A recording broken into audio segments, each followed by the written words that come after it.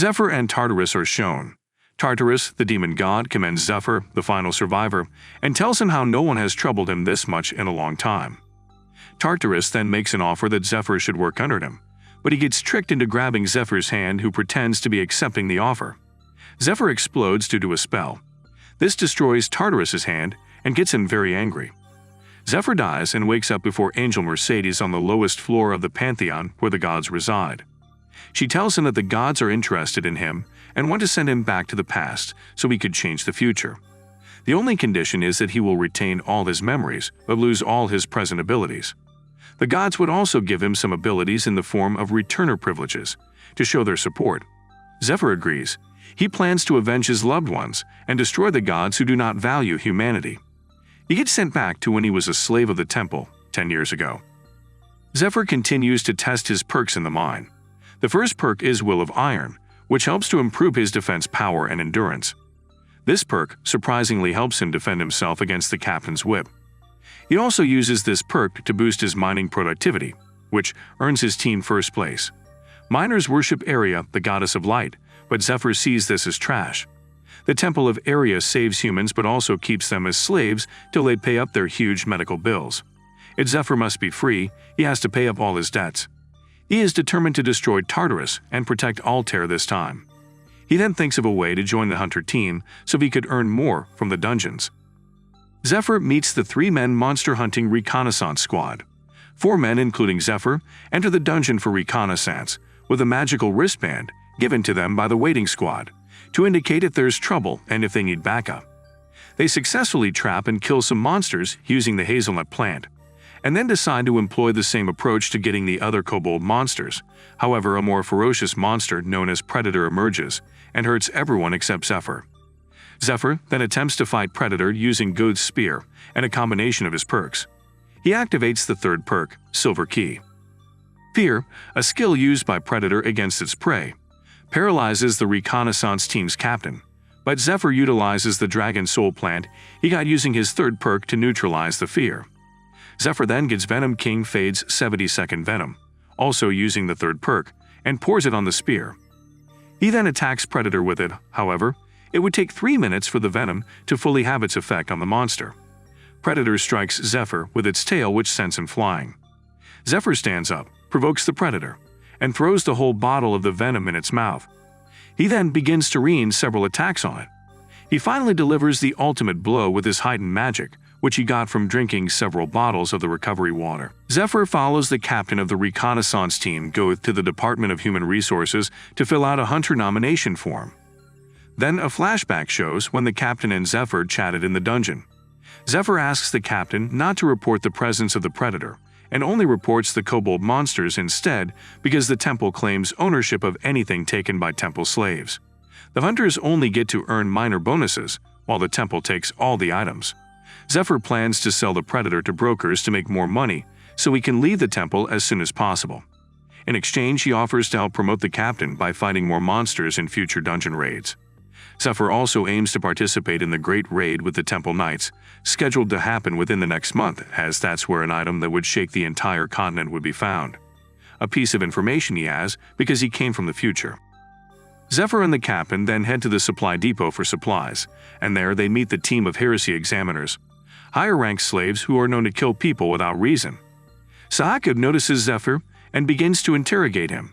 His instincts tell him there's something unnatural about Zephyr, and believes he is a high-level expert dressed like a miner. Sahaku tells Zephyr that he must answer the questions he will be asking him, and then asks Zephyr about the demon god worshippers. Zephyr knows about demon god worshippers better than anyone else, but he refuses to answer and then asks Sahaku that they change locations because of the many people watching, so that if anything unfortunate happens, Sahaku would still retain his honor before everyone. Sahaku ignores this and launches an attack at Zephyr using his red field skill, which boosts teammates' abilities. Zephyr combats them with an unusual martial art technique and defeats the team of heresy examiners effortlessly. The fight's outcome amazes everyone. Zephyr leaves the scene and begins to think of what the next step of his plan is, having finished one step already. Suddenly, he begins to experience mana freezing. He had exhausted his mana from the technique he used in the just concluded fight. Then comes the Spirit Shylock to begin the collection process, which happens when the user's Mana of the Wall of Iron skill has reached 0. Just as Spirit Shylock tries to begin the collection, Zephyr, who was already prepared for the situation, uses the Emergency Recovery Potion. This boosts his mana, thus stopping the collection process. User gets very angry. Zephyr then wakes up and finds himself tied to a bed in a room. A clergy sister, threatening with a knife, yells at him and tells him that his loans are overdue by an hour, and they would be collecting his organs as agreed. Zephyr tries to calm the situation by talking with her, but she orders that her henchman cut one of his fingers. Zephyr then calls her by her name, which causes her to order the henchman to stop. She orders the men out of the room and asks Zephyr how he knows her true identity. White Rose, a monster broker with underworld connections. Zephyr then starts to negotiate with her regarding the predator. Sahaku wakes up angry in the hospital and begins to cause a scene. Sir Ned arrives at the scene and tells Sahaku how much shame he brought to them and threatens to kill him. Sahaku asks for a second chance, and Sir Ned gives him an item gotten from a demon god worshipper captured in the past. He tells him to use it to kill those that brought them shame. Sir Ned has ulterior motives and is just using Sahaku to avoid the suspicions of the knights towards him. He is a disciple of a demon god worshipper official. The Renaissance squad sits at a table to celebrate the newbie Zephyr, but Dale and Marco seem not to trust him. Zephyr takes out a bottle of alcohol he got from White Rose to lighten the atmosphere, as slaves can't afford such luxury. Zephyr believes he can help Goth become better since he knew him in his previous life, but he doesn't know what to do with the other two as they weren't alive at this point in his previous life. They then go to Cave Town Edeline on a dungeon raid. Zephyr uses his mana detection to detect the presence of steel monster spiders and tells the team the plans on how to kill them. However, Dale, because he dislikes Zephyr, counters him saying they can't clear out the monsters. He thinks Zephyr is a scammer who has ulterior and selfish motives. He then mistakenly touches a spider's web, waking up the spiders. Zephyr pulls Dale away and prepares to combat the monsters. A spider tries to bite his arm but couldn't, and then he punches it away. Zephyr then calls his teammates to come close, and he instructs them on how to kill the spiders. He tells them to cover their blades with items of clothing so they could easily deflect the spiders' webs, which can't be done with the blades. Dale wonders how Zephyr knows all these. Zephyr kills many spiders while the others manage to kill just one. The teammates would then ask him what he used to do before, which gave him this much skill and experience. After a while, Zephyr tells them that they have to leave the dungeon. Marco and Dale try to persuade Zephyr that having them around will be useful, but Goth doesn't want to risk his life. He has always played it safe all his life. Zephyr clarifies that he is sending them out because he has specific roles for them. Zephyr goes further into the dungeon to meet the Queen Spider, and at the entrance, he meets the Night Spiders who are responsible for protecting the Queen Spider. He summons some flour with a silver key and throws it at them. He then shoots poisoned arrows at the Night Spiders, causing an explosion when they mix with the flour. This is called the principle of dust explosion. Zephyr then plans to lure the Queen Spider outside the dungeon so they can attack it together and defeat it as a team. They all begin to combat the Queen Spider, with Zephyr taking the lead, while the others cause damage to the spider from behind. Zephyr avoids all the Queen Spider's attacks while causing some damage to her by using the spider's legs as weapons. The Queen Spider gets enraged because they dare to harm her eggs, and then she decides to melt all of them with her poison. But before she can, Zephyr reaches her poison gland and ties it, thus preventing her from releasing poison. They finally defeat the Queen Spider and they all celebrate. Dale realizes that with Zephyr as their leader, he can always win, so he starts to respect him accordingly.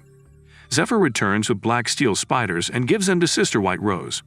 He is amused by how she is carrying out shady deals in broad daylight inside the temple. She gives Zephyr lab clothes and an entrance pass so he could have access to the lab after everyone is off work. Ned comes to where Zephyr and Sister White Rose are, requesting to speak with Sister White Rose. Zephyr is surprised that he could meet Ned so soon. Anyways, Sister White Rose knows that Ned came because of Zephyr and not her. Ned and Zephyr soon begin to assault each other with magic, but Sister White Rose quickly stops them using Slave's Engravement, a right given to followers of light to apply Mark of a Slave. She slaps Zephyr and takes him away, warning him that Ned is very dangerous. Zephyr then hurriedly leaves for the lab. Ned is sad that he could be controlled by the power of Slave Engravement that way. He had to bear the marks so he can carry out the mission as an undercover agent for the demon worshippers. Sahaku invades a village of about 50 people with demons, which he summons with the Hypnos Ocarina, a demon flute. He is determined to kill Zephyr for the humiliation he caused him. Zephyr prepares some poison using the queen spider's poison. He goes to White Rose's room and uses the poison with the acupuncture needles he got from the Arkan tree's wood to boost his abilities. However, it is a dangerous procedure, and he could die if anything goes wrong. Some hunters are being attacked by monster creatures in a forest, and they shoot a red flare to call for reinforcements from the temple. Zephyr suddenly appears as the monsters are about to kill the last survivor and single-handedly kills all the monsters. He asks where the nest of the monsters is and heads there to kill all the other monsters. He returns with the boss monster's head. Zephyr is now more powerful than ever. The acupuncture procedure worked after all. Zephyr is already gaining the attention of Matthias Grimmer, the senior heresy examiner, and Lucius Termetti, the head of the Temple Knights. They know what Zephyr wants is to participate in the raid, which is in about 20 days. Lucius takes Matthias to a room where he shows him the new equipment he just got, the Spear of Brilliant Light and the Winged Shield of Michael. He plans to use them in the raid to get rid of the boss in the boss room. White Rose gives Zephyr the Ring of Purification, which helps mana circulation and increases magic defense. She plans to make money off Zephyr, and so is willing to give him any equipment he wants. After a while, the reconnaissance team receives an emergency order form asking them to set off to a location immediately to analyze the situation there. However, Zephyr, thinking it's a message from Ned, and hoping that Ned would help him enter the upcoming raid party, quickly runs off to the location only to meet Sahaku there. Zephyr runs to attack Sahaku as he talks, but Zephyr soon gets surprised to see Sahaku summon Shoggoth. Shoggoth is an artificial demon created to help eliminate other humans easily. Shoggoth begins to feed on Zephyr's body and corrupt his mind. But suddenly he uses the curse removal power of the Ring of Purification he got from White Rose. He then runs over to clutch Sahaku's throat and attacks him with a skill known as Dragon's Roar. Zephyr kills Sahaku and obliterates Shoggoth by playing a particular chord with the demon flute. Ned comes to the scene, surprised that Zephyr can play the song, as it is a secret in the demon cult. Zephyr plans to deceive Ned into believing that he is also a demon worshipper, as that's the only way he can change the future and avenge his loved ones. They soon begin to fight, and Zephyr easily counters all Ned's attacks using the Dragon King-style secret art. Ned is surprised as only himself and his elder brother, successors to the executive rank of the demon cult, know secret art. He then begins to ask Zephyr who he is, to which Zephyr replies that he is a shadow apprentice who is trained for when any of the successors dies. Zephyr talks about demon worshippers' top secrets, which he shouldn't normally know about to convince Ned that he's one of them, and was sent by the Master. Ned, still suspicious, finally believes Zephyr when he mentions blood tears, a stolen treasure of Ned's family by the temple. Ned takes Zephyr to an abandoned building near the temple where the other demon worshippers, who are to be the members of the raid party, are gathered. Matthias Grimmer is the head of the group and their goal is to steal the dragon heart. Ned is determined to be the one who steals the dragon heart and not Zephyr. Zephyr reveals that it was Ned that taught him the Dragon King-style secret art in his previous life, and is hoping to use him as a tool in overcoming what will happen in the future. The next day, the names of the raid party members are announced and Zephyr has to leave the reconnaissance team to join the other raid party members.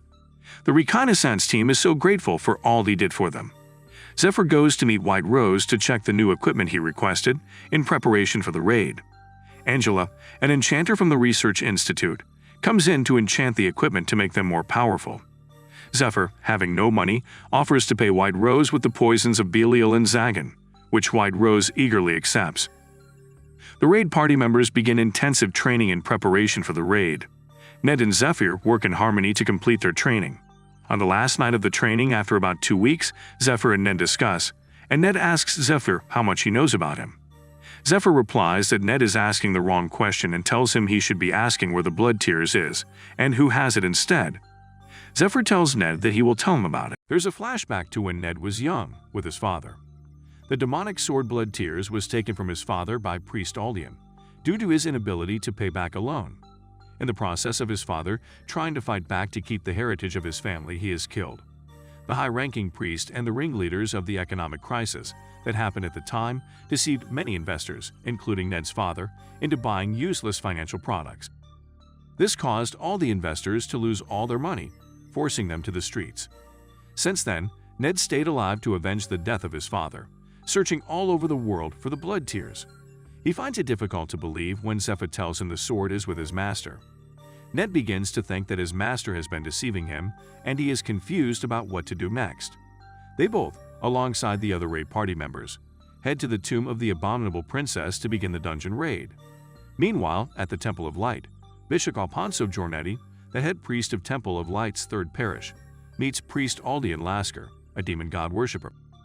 The raid party members begin to combat demon skeletons in the dungeon. Suddenly, a bone golem, made from a combination of hundreds of skeletons, appears. Lord Matthias manages to destroy it, but many more begin to appear as they are being controlled by the skeleton mage. If they must clear out the bone golems, they have to destroy the mage. They attempt to make their way to the mage, however, Captain Lucius steps in with the Spear of Brilliant Light and destroys all the bone golems, including the ancient tombstone which supplies magic power to the mage. The 8th floor is now cleared and they decide to set up camp there while they plan for the next day. Zephyr discovers secret access, the contraption he knew should be there, having seen it before in his past life. He activates it and the different parts of the dungeon start to move. But before that, something happened. At the gathering of the demon god worshippers, the day before the raid party members were announced, they all plan how they will steal the dragon heart during the dungeon raid. Matthias Grimmer tells them that Captain Lucius borrowed a legendary item called the Stake of Faith from the Pope. Since the gate to the boss room closes once the boss room is entered, Captain Lucius plans to stick the item between the doors so they can escape when necessary. The demon god worshippers are given the Hypnosis Ocarina to awaken Shoggoth to buy them more time while they escape. They are also provided with special drugs to temporarily disannul the effects of the slave's brand on them. Back to the present, Zephyr goes against the plan and awakens the Shoggoths before time to distract everyone while he aims to activate the contraption. He starts to run through the path created by the contraption, heading for the boss room. Captain Lucius tries to use the slave's brand, but it doesn't affect him. He then uses the Spear of Brilliant Light, but Zephyr evades it with one of his perks called Strong Luck. Ned follows after him as they had initially planned. Ned had discovered that all that Zephyr told him is true and has made his decision to work with him. He is quite angry that he has been deceived all his life by his master and seeks to destroy the Temple of Light and the demon god worshippers. As they run, they meet the gatekeeper of the boss room but manage to avoid his attack and slip in through a gap to the boss room before it closes. The boss appears and is surprised that they could avoid her night. Meanwhile, Captain Lucius is disturbed as he wonders why the slave's brand didn't work on Zephyr. He later discovers that there are lots of demon god worshippers in the party, and all the facts lead him to Matthias. Captain Lucius then approaches Matthias. The boss is Princess Eurydica, the owner of the tomb who killed her people 1,000 years ago. Ned falls for her illusion, thinking she is a serene and beautiful person and tries to go help her, but Zephyr holds him back. Then Ned discovers it was a trap to ensnare him and make him her prey. Princess Eurydica changes form and starts to attack them with a Dark Hand skill, which absorbs the stamina and magic power of her enemies.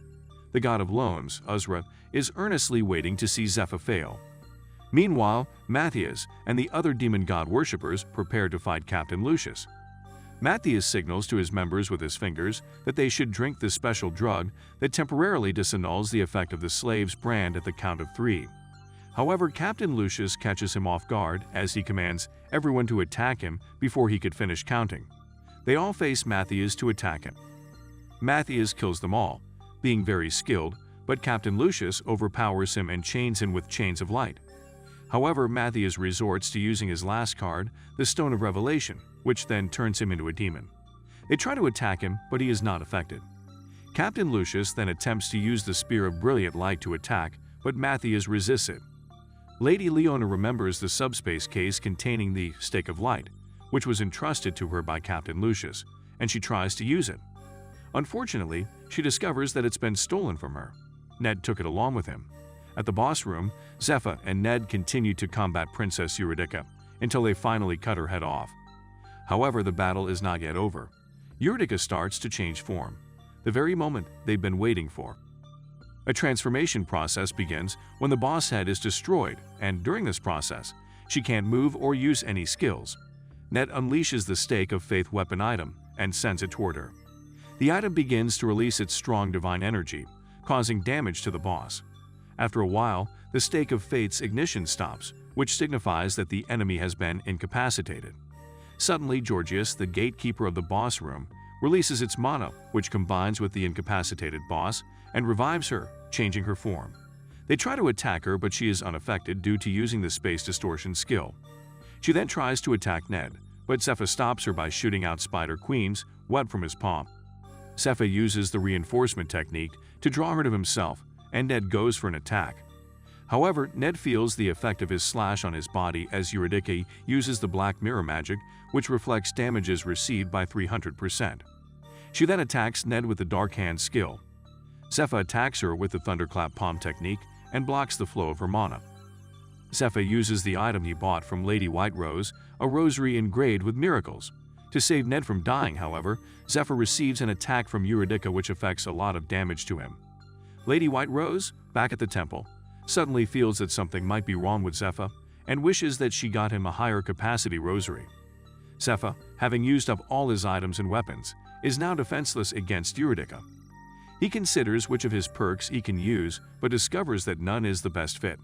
He then decides to do one last thing before he dies, if at all he would die. He starts to draw a symbol on the ground. The symbol is the proof that the gods lost disgracefully in the past, and any human who draws it receives divine punishment and dies.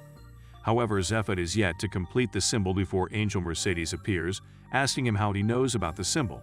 He requests that the gods pay him, thus getting the angel angry. She threatens to kill him, but Zephyr, knowing that the gods need him alive so he could keep entertaining them, calls out to all the gods that they should give him more abilities, as there is no other human that can entertain them if he dies now. This gets the interest of Aria, the goddess of light, and she empowers him with the ability to use the Sword of Light. Zephyr launches an attack at Eurydice with a skill called Yahai Or, which means let there be light. The skill, having the highest grade curse removal effect, removes the curse placed on Eurydice, and she returns to her human form. She tells Zephyr the story of how it all happened. Georgius presented the dragon heart to her after he killed the black dragon. They used to love each other. Eurydice took the dragon heart to the last floor of the tomb, a great magic circle, to purify the curse on it. She used the magic circle's power to extend her life by 1,000 years till she finally succeeded in purifying the dragon heart. However, the curse eroded her and she lost her human form. Eurydice is grateful that Zephyr and his companion pulled her out of darkness and asks how she can repay them. She asks him why he wants the dragon heart, and Zephyr tells her to read his memories. Meanwhile, Captain Lucius continues to fight with Matthias. Matthias uses the demon race exclusive skill Seizure to retrieve the power of the branded worms from the remaining disguised demon god worshippers. He then attacks the Saints of Light, but Captain Lucius resists it. After Eurydice reads Zephyr's memories, he begs her to transplant the dragon heart into him, so he can win against the invasion of the demon race in the future. However, she declines. The black dragon Kaiserus used to be one of the 12 heroes that led the war against the demons, but he soon lost his sanity to become a great terror to humanity due to the demon curse. His comrades then had no choice but to turn against him. He was finally put down by a strike from Mag Georgius after a year-long intense fight. Georgius then sought to have the dragon heart transplanted into him, so he could have the power to protect the world. However, he also got infected by the demon curse, and Princess Eurydice had to painfully rip out the dragon heart from his chest with her hands. It happened that Gold Dragon had deceived them into thinking the demon curse had already been lifted from the dragon's heart. Eurydice purified the dragon heart for 1,000 years, waiting for a suitable hero who would receive it. She considers Zephyr to be worthy, but there is a challenge. Zephyr's body is not currently strong enough to contain the dragon's heart, and he could die or become crippled. Eurydice tells him the safest method is for him to take everything within her tomb to become stronger.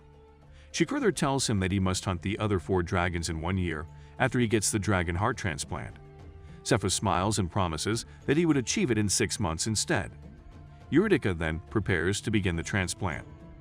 Zephyr activates the Strong Luck perk. Suddenly, he sees himself within his consciousness and feels the strong presence of the dragon heart's evil desire. Meanwhile, the battle is still on between demonized Matthias and the Saints of Light. Matthias kills Arno and Leona, St. Lucius' support in the battle, leaving St. Lucius as the only one left against him. St. Lucius launches many attacks, but Matthias doesn't even feel them. Matthias happens to possess a quick recovery ability that Lucius can't match, so he is getting weak. Lucius fires an attack at Matthias with multiple feathers, a skill called Glimpse of Glory. Matthias is shocked and Lucius tells him that he borrowed power from the angel he becomes in the future in exchange for his lifespan. This is an exclusive ability of the saints, and it's the reason they don't live long. Matthias eventually dies. Back in the boss's room, Ned wakes from his unconsciousness and wonders why everywhere is quiet. He is shocked when he sees the boss using her magic on Zephyr, who is lying on the floor. Lucius revives his two partners, Arno and Leona, and he tells them that they all return to the temple. Meanwhile, Zephyr, still within his consciousness, tries as much as possible to protect his spirit from being devoured by the dragon spirit. Ned wonders what's happening and thinks Zephyr was defeated. He sees this as an opportunity to attack, but before he could do anything, Eurydice tells him to get back to rest. She then expels the fragment of evil left in his body, causing him to vomit the branded worm he swallowed when he was in the demon god cult. Ned is confused and wonders why the boss is helping him. Still in the dungeon, Lucius and his partners can't seem to find the way out even after 3 days, since the dungeon has been restructured from the contraption. Lucius then tells them they need to find the Stake of Faith instead, as it's the only way they can escape in time. They head towards the boss room where Zephyr and Ned are, but soon get surprised to see the gatekeeper still there. Lucius wonders how Zephyr and Ned managed to enter the boss room. The gatekeeper attempts to kill Lucius, who is now helpless, but Zephyr shows up. He then uses the Dragon Tongue skill to command the gatekeeper to bow. That suggests one thing, right? The transplant was successful. The Dragon Tongue lasts only 10 seconds, since Zephyr just obtained the power, and it would require time to reach its full potential.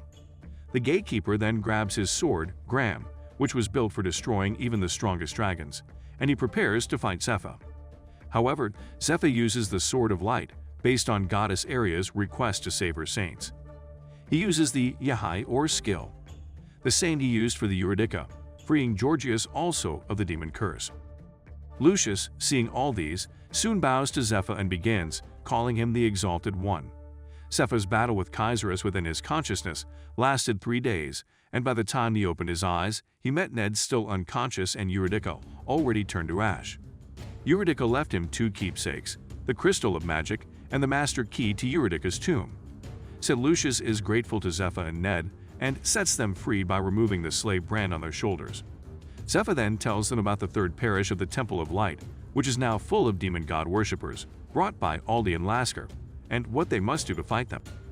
They all go to Eurydice's treasure room where all of her valuable relics are kept. Lucius brings up the challenge they have with identifying demon god worshippers, which would mean that if they don't have any evidence showing that Aldian belongs to the demon god cult, they can't arrest him. Zephyr sees the potion of scrutiny among the relics in the treasure room, which helps to see the branded worms in demon god worshippers after it is applied to the eyes. Meanwhile, in the Temple of Light, Aldian is with St. Lucius' wife and baby. He finishes brainwashing Reverend Alfonso and begins to tell Sister Claudia, Lucius' wife, how each branded worm in demon god worshippers possesses a special ability once it achieves complete metamorphosis. His own worm's ability is Hive, which creates larvae that helps him to brainwash anyone if ingested. After a while, Lucius arrives and starts to attack the priests of the parish, having applied the potion of scrutiny to his eyes. He tells Aldian that he can come to arrest him for acts of heresy. Reverend Alfonso appears, asking St. Lucius for evidence for the accusations against Aldian. Lucius presents some letters he got from Mattai's base containing Aldian's plot to seize the dragon heart and also his acts of worship to the demon god. Aldian is left with no other choice than to reveal himself. He then grabs Sister Claudia and threatens to kill her. As he tries to feed her with one of his worms, Ned walks stealthily behind him without anyone detecting him, even with the detection skill, thanks to the mist bracelet he got from Eurydice's treasure room, and slashes him with a sword. However, Aldian recovers quickly and wonders how all of them managed to get out alive from the dungeon.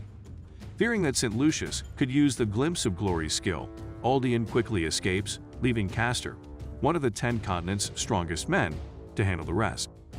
People from outside the temple's main building start to wonder what is happening as they see smoke rise from it. Some think that the knights are training, but Lady White Rose doubts it, as she has been warned by Zephyr earlier on not to set her floor in the main building. The battle continues in the temple and Lucius fights against Castor. After a series of exchanges, Lucius finally uses the judgment skill and severely wounds Castor. However, Castor begins to recover quickly with the aid of the branded worms. Castor suddenly hears Aldean calling to him using the skill Queen's message, through which the holder of the Queen's worm can transmit their voice and location to the holder of the Princess Worm. Aldean is in danger as he faces Zepho while he tries to escape. The Saints of Light stop Castor from going to rescue his master. They had planned to hold him down and keep them separated. Before he meets Zepho while he escapes, he wonders how all his great plans failed and finally concludes that the demon god cult leader betrayed him. As he tries to enter his carriage, he touches a deadly poison that was planted by the door of the carriage, and he screams out in pain. Zepho then reveals himself. Aldean tries calling his other knight, Biluxi, with skill Queen's message, but Zepho shocks him when he shows him the knight's helmet. He begins to think of the many tragedies that Aldean caused in his past life, and he determines to kill him right here and now. He strikes Aldean over and over with his sword, but soon discovers that Aldean isn't affected. Then, Aldean turns into his demonification form. Meanwhile, St. Lucius and Castor continue to fight. Lucius uses the shooting star gem, which reduces Castor's speed, coupled with the chains of light, to cause serious damage to Castor. However, Castor's body regenerates, though his worms are almost used up, so he needs Aldean to replenish them. Due to the effect of Lucius' attack, the temple's buildings begin to crack and are on the verge of collapsing. That has been Castor's plan anyway. Castor decides to use this distraction to escape to go meet Aldean, but as he runs, unexpectedly, Ned slashes him in half with the Mirage sword. Castor advises Ned to leave if he wants to live, but gets compelled to fight when he sees his twin brother's moon sword with him. Demonified Aldean is surprised that Zepho is still holding up well after his various attacks. Zepho launches an attack on Aldean with the Dragon King style sword technique, but Aldean keeps regenerating as soon as he is cut. He tells Zepho that he plans to make him one of his subordinates, since Zepho is a very skilled warrior. Aldean delivers a huge blow on Zepho, but Zepho isn't even affected. Aldean is surprised at how a mere human can be fine after receiving such an attack. Zepho then decides to go dragon mode and attacks Aldean. Aldean gets scared. Meanwhile, Castor has overpowered Ned and tries to kill him with the moon sword, but Ned remembers the secret Zepho told him on how to defeat the Twin Knights. Zepho told him that his role is very crucial in killing the Twin Knights. As Castor and Ned fight each other, Ned creates Eclipse, the secret of the Twin Knights, and successfully strikes Castor with the moon sword. Castor is shocked at how Ned knows the secret that only Aldean was supposed to know. Aldean calls on Castor to save him, but he doesn't listen. He is so bent on killing Ned because of his brother Pollux. Ned sees this as his chance to kill Castor, and then uses the crow cape to teleport behind before using the thunderclap technique on him. He attempts to give a final strike, but Castor blocks it with his sword, and then both swords stick together, the sun and moon sword. Then Castor overpowers Ned and is about to kill him. Ned remembers the promise he made to his father to become a great knight that befits the blood tears, and he suddenly becomes more powerful. He punches Castor's sword away and uses the thunderclap technique on his face. Castor goes blind from the lightning. Then Ned makes a final attack with Thunderbolt, thus defeating him. Zepho and Ned return with Sister Claudia and her son. At this point, they have stopped Aldean's plot and reclaimed the Third Parish Temple. They eventually arrest and wipe out all the demon god worshippers that have been hiding for years. Zepho presents Aldean's head to Priest Alfonso in Memora's birdcage, which he says would be instrumental in extracting useful information from Aldean since he is a demon god cult executive. Zepho starts to tell Lucius and Alfonso the information they've gotten from Aldean about the demon god cults plan to destroy and reconstruct the world with the Eastern Union's support. They reveal how the demon god worshippers have been using the blue and ice dragons, 2 of the 8 challenges of the world, to destroy the Western territories, and if the dragons are left alone, the South will soon be destroyed also. They have to hunt down these dragons for the problem to be over, which Zepho and Ned take on as a mission. St. Lucius names Zepho and Ned as senior temple knights with access to all territories that the Temple of Light's religious influence reaches. Suddenly, they hear a sound from the cage. The demon cult's leader appears. Ned and St. Lucius seek to prevent the demon cult's leader from taking the dragon heart, so they decide to face him so Zepho can escape, and to stop him, they must destroy Aldean's head. The demon cult's leader activates the skill Ancient Dragon's shadow captures both of them and makes them unable to use their mana and skills. He then activates the Ring of Curses on them, causing pain, disease, and decomposition. Zephyr activates Yahai, or using the Sword of Light, to stop the effect of the Ring of Curses. Zephyr thinks that he must avoid a head-on battle with the demon cult's leader, else the damage will be great. He comes up with an idea instead that they make a bet.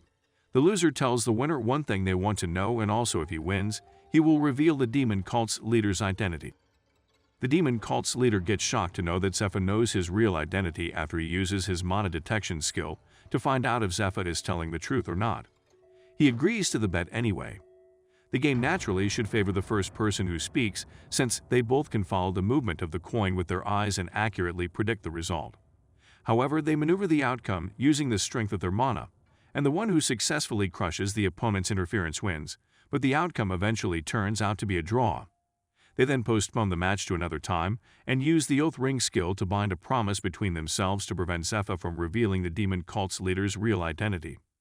Zephyr tries to find a countermeasure for the skill but can't, so he decides to reveal it indirectly through a riddle or a hint. Meanwhile, the demon cult's leader is surprised that Zephyr has not yet revealed his identity and wonders if he was just making a bluff or has another ambition entirely.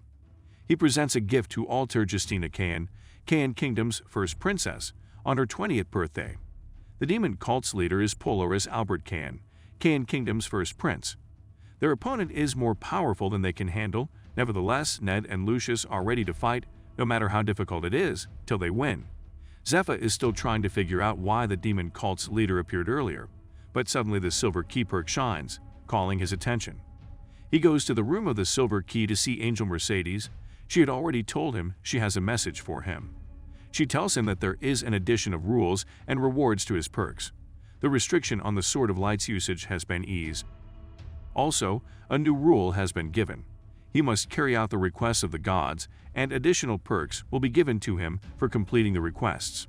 After, Zephyr and Ned leave the Third Parish Temple on the Dragon Raid mission, while St. Lucius stays back to secure the temple, and to pretend that he has the dragon heart so that Zephyr can carry out his mission. Eurydice's and Georgia's souls then return to where they are meant to be, while leaving her role to the one who inherited the mission, Zephyr, and her descendant, Altair. Altair receives a letter from Lucius congratulating her on her 20th birthday and presenting Zephyr as a gift to be the strength she had always desired. Ned and Zephyr enter Lindell Castle, the territory given to Altair. They are surprised to see a queue of warriors, said-to-be suitors, vying to be Altair's husband. The right of succession to the throne was handed to her when Prince Polaris Albert Kayan decided to give up his right and become a priest of light. Since then, people have been fighting to become her husband, so they could become the next king. However, she said that if anyone must become her husband, they must prove their strength by defeating Ophelia Amleth, Altair's first guardian knight, and also one of the continent's strongest 10. Altair comes to meet them and asks what they can do for her. Altair's communion skill hasn't developed yet, so she can't read someone's memories at will like Eurydice. However, she uses her talent to screen people and gather comrades to oppose the demon god worshippers. Even her ridiculous search for a groom is bait to gather the strong whom she can trust. Zephyr, answering the question of what they can do for her, shows her the power of the dragon. Altair is shocked, and she tells Ophelia to have a match with Zephyr, in which Zephyr beats her in 3 bouts. Zephyr offers to deliver the blue dragon's head in a month if everything goes as planned.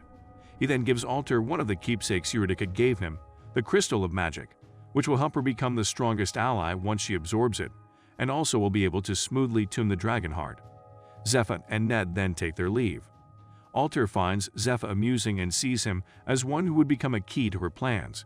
She then tells Ophelia about feeling something strange when Zephyr touched her earlier. She saw both of them joining hands together with a lot of energy flowing out. Meanwhile, the demon cult's leader tells his vice that he should find a new candidate to replace Aldian's position amongst the 12 apostles, and should continue with the apocalypse plan without fail. Altair is touched to have received the crystal of magic that she had desperately needed to develop her magic that had been stagnant at level 2. She starts to meditate while she holds it and soon sees Eurydice's remnant appear to her. Meanwhile, Zephyr and Ned plan to go to the party being held at Lindell Castle. They are both going to gather information. Zephyr will be at the party while Ned will stealthily search for demon god worshippers. Ned wears the two mist bracelets so he can move stealthily and not be detected by Ophelia.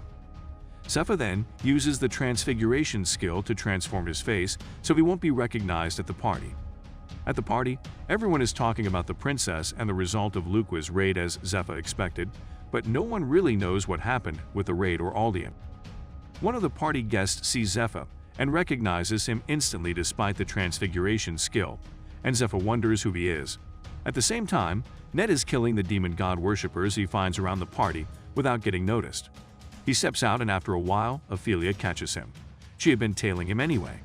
She then tells Ned that he also needs to prove his strength like Zephyr did. At the vicinity of the Third Parish Temple, the demon cult's vice leader investigates all that happened with Aldean. He speculates that the Eastern One or the Saint took the Dragon Heart implant, and that the Third Parish is blocked because they are trying to buy time to allow the Dragon Heart's power stabilize after implantation. So she plans to act fast to obtain evidence before the Dragon Heart implantation is complete. Then she sees a strange person nearby and feels the person is related to the situation. She pursues and almost captures her, but she escapes using the Thunderclap palm. The demon cult's vice leader then discovers it's an Eastern One's disciple. Meanwhile, Ned and Ophelia are still fighting. Ned feels there's discrimination, since they haven't stopped even after fighting way more than 3 bouts as she did with Zephyr. Ophelia tells Ned about the shadow disciple of the Eastern One of the 12 apostles, Aka Smiling Woman, a master of transfiguration. She was preventing her from joining the Dragon Heart raid, but the shadow disciple slipped from her hand, and now Ned and Zephyr show similarities with her in their fighting techniques. However, the princess already verified Zephyr, but Ophelia still doubts Ned, telling him he shares a resemblance with the Smiling Woman, as if they are related by blood. Ned then remembers Aldean telling him not to trust Zephyr. Aldean said it was he who sent him to the Eastern One to raise him when he lost his family and the children of other bankrupt families suffered. Ned is shocked to know that his sister, who he thought was dead, is alive, and is the Eastern Shadow Disciple, which contradicts what Zephyr told him about being the Shadow Disciple when they met. In the party hall, Zephyr finishes talking to the man that saw through his transfiguration, Philip Pilgrim, Altair's comrade and merchant. According to his previous life, Philip Pilgrim is one of Altair's 3 mentors, which led to her becoming a pivotal figure of humanity. So he became a high-priority target of the demon god cult and was killed by the Shadow Disciple. Zephyr now has the mission to prevent Philip from dying and to stop the Smiling Woman, which would be difficult since she can change into any form she desires. Zephyr returns only to meet Ned angry and asking for the truth. Zephyr is shocked to discover that the Shadow Disciple is Ned's sister. He reveals that he was Ned's only disciple who returned to the past with memories of 10 years into the future. Ned finds it difficult to believe all Zephyr told him, but seeing what Zephyr has done and how much information he knows, it makes so much sense. Zephyr apologizes and tells him that he needs him to fight the demon god again. They visit merchantry leader Philip's group to continue the planning towards the dragon's raid. However, the princess is absent. Zephyr infers that it's due to the crystal of magic, which causes the user to sleep so its magic incantations confuse with the brain. Days pass by as they make several preparations for the dragon raid. Then the princess wakes up from her long sleep and calls for Zephyr and Ned. The crystal of magic contained a remnant of Eurydica, and Zephyr wonders if she told the princess something about him. She wakes up after sleeping for a week, however, she can't remember all that Eurydica told her.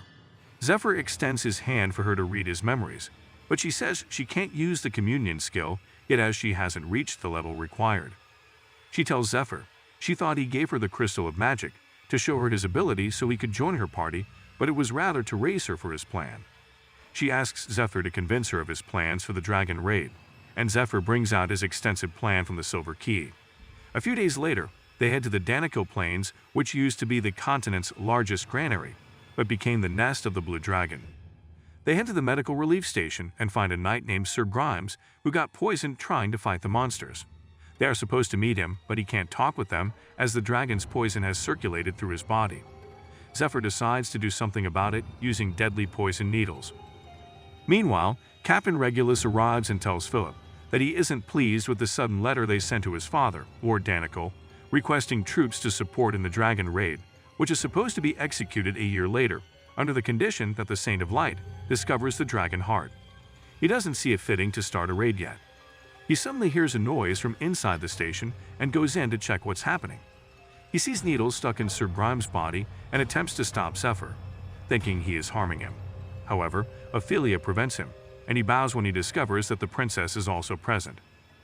Altair introduces Zephyr as the exalted one sent by Goddess Aria to save the saint who was in danger and the entire world, while showing a letter written to her by Street Lucius.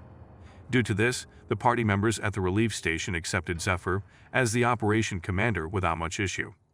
Zephyr treats all the poisoned patients in the relief station, but they must create an antidote as fast as possible before the poison starts spreading again, of which the ingredients can only be acquired at the Great Elfin Forest. Zephyr knows the forest to devour humans enraptured by its beauty, so he tells Ned to protect Philip as an ambush might come at any time. Suddenly, a face appears at the door of the forest and threatens them to go back. The princess tries to converse with it, but the elves soon start to attack them. Zephyr protects the princess with the Dragon Slayer's cape, and the healer captain uses the Barrier of Light skill to block the attacks. Zephyr then commands the door of the forest to open using the Dragon Tongue skill. Suddenly, an elf shoots an arrow at him. It's the elf he's been expecting, the divine archer, Dariel, one of the continent's strongest 10. Dariel fires another arrow at him, and he deflects it, which shocks Elf Kara, and makes her wonder if it's a coincidence or not.